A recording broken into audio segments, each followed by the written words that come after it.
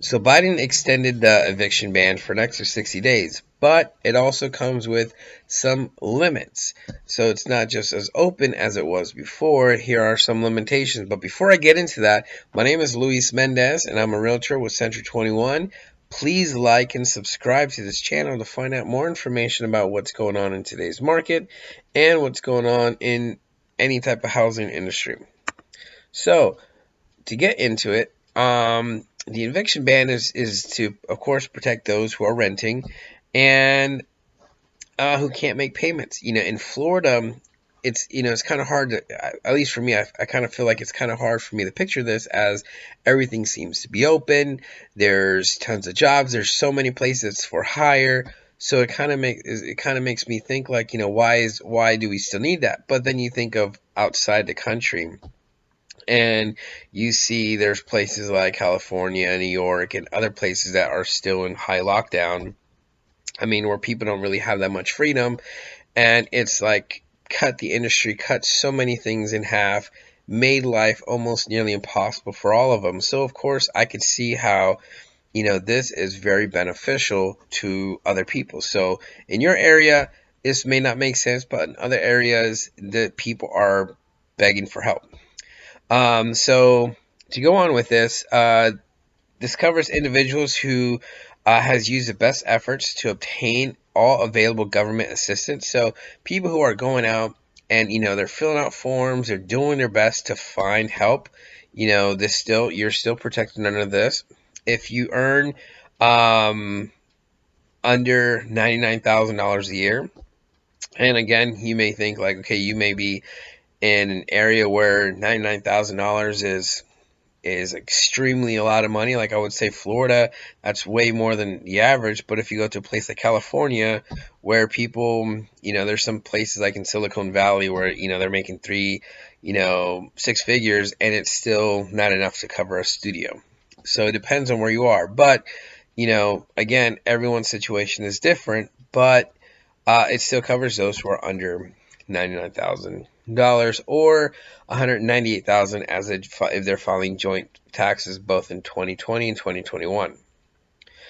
And also it also covers those who've lost hours at work, if they lost wages, been laid off, if they had to pay a lot of money out of pocket for medical expenses, if you've taken a big hit and it's really struggling you, this also helps you. And again, you may be at a situation where you're fine because you're where you're at, but other people are also suffering from this, so this could help them as well.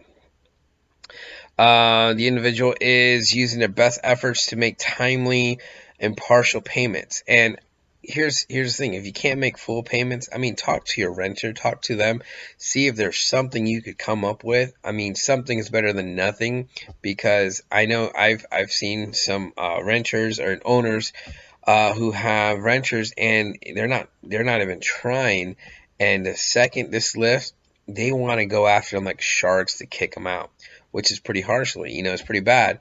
Whereas other people, they're struggling, and they come up like maybe $100 short, and the owner would rather take that to keep the home, because mind you, the owner still has to pay his mortgage on that, while while the renter is not kind of living scotch free in a sense.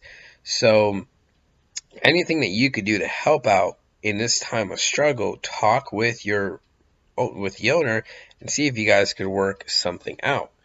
But also, that's what the extension covers, those people who are at least trying to make an effort. I mean, if you're not trying to make an effort, you're not. This is not going to protect you. Another one is if the evictions will likely render the individual homeless. Of course, it's going to definitely check and see all your background history of what's going to cause you to go homeless. There's certain families where just say like, maybe one of the spouse, perished either due to COVID or through a car accident or some, horrible situation. Now it's a single family, or it's a single parent raising multiple kids, and it's a struggle. You know, we don't know everyone's situation, but if something's going to cause someone to go homeless instead of giving them a little help, this also protects them. And also, the individual resides in the U.S. and is in an area that has high, COVID rates. So if you're in an area, supposedly this is going to protect the COVID from spreading, of what, according to what this is trying to say. But if you're in an area where there's high rates of the spread of the COVID-19, then this would also protect you. So that's part of the whole eviction ban. It is a little bit limited than before, where a lot of people could sign up, where this one is just like, hey, look, it's now trying to gear it more towards those who are in need. But so that also opens up the door for those who were taking advantage of the system. Well, they're about to get evicted. So what does that mean? Well, if they're going to get evicted, for purposely not trying to, trying to take advantage of the system, then there's going to be more houses on the market.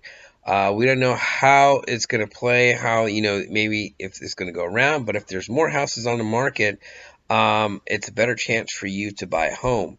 And if you're in any situation, I made a video previously on fixing your credit. You should focus on you. I wouldn't recommend you renting at all unless you can't afford to buy. Like, I mean, it's a really strict thing, but if you're paying $1,000 a month, that's $12,000 a year you're throwing away. But on average, people are paying, rent has gone up so much. You're paying way more than what you would pay for a bigger home on what you would pay for an apartment. An average here, at least in Florida, is like $1,500 for an apartment. And it's like for a 1 or 2 bedroom, where you could get a 3-bedroom house, 3-bedroom, 2-bath house on your own. And there's many options where you could do zero money down. You could do a down payment assistance. There's many options. But as homes slowly become more available, this is the perfect opportunity for you to purchase a home. And it's wherever your situation you're at. If you can't buy a home now, prep yourself ready. Work on fixing your credit. Work on building a savings account. Work on building a down payment. Work on building money, a savings for emergencies. Work on your savings part. Work on your credit, so that way when it's time to buy a home, you're going to be ready, and you're going to end up being able to find a good home, way cheaper than what you would be renting for. And you don't have to be throwing, $20,000 to $30,000 away per year, that you would be given to a renter, to an owner, versus you could, invest that money in yourself. And right now, also, the interest rates have gone down to about 2.7, 2.8, which is super awesome. So it makes home buying a lot more easier, especially now that people are able to, as homes are becoming more available, this is the perfect time to take advantage of this, because if more homes become available and interest rates go up, it's still going to cost the same, but now the interest rates could jump up to about 5%, which, the payments is going to be almost the same if the house was a lot higher. So we don't know what tomorrow holds, but as of right now, today, the market is great. More homes are slowly becoming available, and interest rates are low. So if you can't buy a home today, prep yourself. Hopefully the market still stays, gets better as in more homes are available. Hopefully interest rates stay low, but take advantage of what's available. Thank you for watching. Please like and subscribe, and we'll see you next time.